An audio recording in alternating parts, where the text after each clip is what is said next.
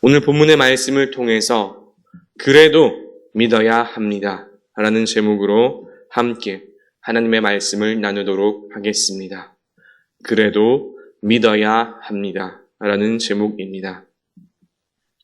우리 속담 가운데 자라보고 놀란 가슴, 소뚜껑 보고 놀란다 라는 그런 속담이 있지요. 어떤 일로 놀라거나 또 어려움을 당하였을 때 그와 비슷한 일이 일어나면 마찬가지로 또 놀라거나 두려워하는 그런 일들을 말합니다. 이와 비슷한 용어로는 또 우리가 익히 들어본 트라우마라는 말도 있습니다. 그 이전에 어떤 충격적인 사건으로 인해서 그 영향이 그 이후에도 지속된다는 그런 증상을 이야기하지요. 오늘 말씀에 나오는 야곱도 이와 비슷한 트라우마가 있었습니다. 그것은 아신 대로 가장 사랑하던 아들 요셉을 잃은 기억입니다. 그렇게 애지중지하던 요셉을 잃은 야곱은 그 이후로 무언가를 잃어버리는 것에 대해서 큰 두려움이 생겼던 것 같습니다. 그리고 이것은 남겨진 아들들에 대한 집착, 특별히 요셉의 동생 베냐민에 대한 집착으로 나타났습니다. 베냐민은 이제 사랑했던 라헬이 남긴 유일한 아들이자 이제는 늙어버린 야곱이 정신적으로 위안을 삼을 수 있는 거의 유일한 수단이었을 것입니다. 이런 야곱에게 오늘 그의 아들들은 아주 절망적인 소식을 야곱에게 가져다 줍니다. 애굽에 식량을 사러 갔었는데 오히려 정탐꾼으로 몰린 이야기부터 시작해서 그 누명을 벗기 위해서 이제 가족사를 이야기했지만 오히려 이것이 꼬투리를 잡혀서 그 말의 진실성을 증명하라라는 것과 또 이것을 증명하기 위해서 마지막 남은 동생 베냐민을 데려가야 한다는 이야기까지 말입니다. 이 이야기를 들은 야곱은 그야말로 거의 발작에 가까운 반응을 보이지요. 이는 야곱에게 있어서 지금 남아있는 삶의 모든 의욕까지 버릴 정도의 충격이었습니다. 요셉을 잃은 것도 모자라서 지금 시므온은 애굽에 구금되어 있는 데다 이제 베냐민까지 데려오라고 말하니까요. 자녀에 대한 집착이 심했던 야곱에게 이는 그가 가진 모든 것을 버리라는 것과 다름없는 이야기였습니다. 당연히 야곱은 반발할 수밖에 없었고 아들들의 이야기를 받아들일 수 없었지요. 그리고 이는 자연스럽게 이 충격적인 소식을 가지고 돌아온 아들들에 대한 불신으로까지 이어졌습니다. 나중에는 그들이 무슨 말을 해도 믿지 못하고 듣기조차 싫어하는 지경에 이르고 말지요. 참으로 슬픈 상황들입니다. 한편으로는 베델에서 하나님을 만나고 또 라반의 집에서 수많은 연단을 받고 마하나임과 브니엘에서 야곱에서 이스라엘로 변화되었던 정말 이렇게 거룩한 변화를 받은 믿음의 거장이라는 그런 모습은 찾아볼 수 없는 그런 안타까운 모습들이지요. 적어도 오늘 본문의 말씀으로만 보자면 야곱은 자녀에 대한 편애와 집착으로 이성적인 판단조차 하기 어려운 그런 노인의 모습으로 나타나고 있을 뿐입니다. 하지만 그럼에도 불구하고 이와 같은 야곱의 모습을 통해서 오늘 본문 말씀은 아주 중요한 영적인 진리 한 가지를 우리에게 말씀합니다. 그의 모습을 반면교사 삼아서 우리가 반드시 배워야 할 것은 무엇일까요? 여기에 대해서 오늘 함께 나누어 보고자 합니다. 오늘 말씀의 핵심은 오늘 말씀의 제목처럼 그럼에도 불구하고 그래도 믿어야 한다는 것입니다. 믿기 어려운, 아니 믿기 싫고 신뢰하고 싶지 않음에도 불구하고 그래도 믿어줘야 한다는 것입니다. 그래야 하나님의 역사가 나타나기 시작하기 때문입니다. 믿음은 언제나 관계의 핵심입니다. 어떤 관계가 맺어지기 시작하고 또 그 관계가 계속해서 지속되기 위해서 꼭 필요한 것이 있다면 무엇일까요? 바로 믿음입니다. 이것은 사람과 사람 사이의 관계에서도 그렇고 또 나아가 사람과 하나님 사이의 관계에서도 그렇습니다. 오늘 말씀을 보면 하나님에 대한 직접적인 언급은 나타나지가 않지요. 야곱과 그의 아들들의 이야기만 나타날 뿐입니다. 야곱은 르우벤을 비롯한 아들들의 이야기를 전혀 신뢰하지 않습니다. 오히려 반감을 가지고 한편으로는 적대적으로 보이기까지 하지요. 아들과 아버지의 관계로는 보기 어려운 수준입니다. 상황을 설명하고 또 베냐민을 데려가야 한다는 이야기를 했을 때 야곱이 그 아들들에게 한 이야기는 바로 이것입니다. 너희들이 내 자식들을 잃게 하는도다 라는 이 말이죠. 요셉도 잃고 시므온도 갇혀있고 이제 혹 베냐민까지 잃을지 모른다는 이 야곱의 두려움은 사람이라면 당연히 누구나 이해 가능할 수준입니다. 그런 수준의 걱정과 두려움일 수 있지요. 자녀를 가진, 자녀를 사랑하는 부모라면 누구나 다 가질 수 있는 심정 가운데 하나일 것입니다. 그러나 한편으로는 야곱의 이 말이 참 씁쓸하고 안타깝기도 합니다. 왜냐하면 야곱의 이 말에는 마치 요셉과 베냐민 외에 다른 아들들은 자기 자녀가 자기 아들들이 아닌 듯한 뉘앙스가 느껴지기 때문입니다. 요셉과 베냐민 그리고 나머지 아들들을 구분하는 듯이 말하고 있지요. 이를 보다 못한 르우벤은 이제 나서서 이야기를 하지만 그 역시 무용지물이었습니다. 만약 베냐민을 무사히 데려오지 못한다면 자신의 두 아들들을 죽이라고까지 말하였지만 이는 야곱을 전혀 설득하지 못합니다. 사실 당연한 이야기이지요. 지금 자녀를 잃을까 두려워하는 사람 앞에서 그 실패의 대가로 또 다른 자손들, 자신의 손자들을 죽이라는 말은 야곱에게 전혀 신뢰를 줄 수 없는 말이기 때문입니다. 야곱을 설득하고자 했던 르우벤의 이 말은 도리어 야곱의 결정적인 그리고 감정적인 선언을 하게 만듭니다. 내 아들은 너희와 함께 내려가지 못하리니 그의 형은 죽고 그만 남았습니다. 그러나 여기에서 한 가지 우리가 기억하고 넘어가야 할 점이 있습니다. 짚고 넘어가야 할 점이죠. 지금 야곱의 가문이 처해 있는 상황입니다. 지금 야곱의 가문은 당장 먹을 것이 없어서 70여 명이 넘는 온 가족이 다 굶어 죽을지도 모르는 그런 절체절명의 상황 가운데 있었지요. 물론 다행히도 이제 애굽에 돌아갔다가 오면서 요셉이 베풀어준 그 식량이 있기에 아주 잠깐 동안은 그 어려움을 면할 수 있지만 근본적으로는 상황이 변하지는 않았습니다. 말 그대로 양식이 없어서 온 가족이 다 죽을 수도 있는 상황에서 지금 이와 같은 논쟁이 발생한 것이지요. 다르게 말하면 한편으로는 불필요할 수도 있는 이와 같은 논쟁이 없었다면 훨씬 더 빠르게 또다시 양식을 구할 수 있었고 또 온 가족이 기근의 걱정을 면할 수 있었다는 이야기입니다. 사회의 경제 용어 가운데 불신비용이라는 단어가 있습니다. 서로 간에 신뢰하지 못할 때, 불신할 때 생기는 사회적인 비용을 말합니다.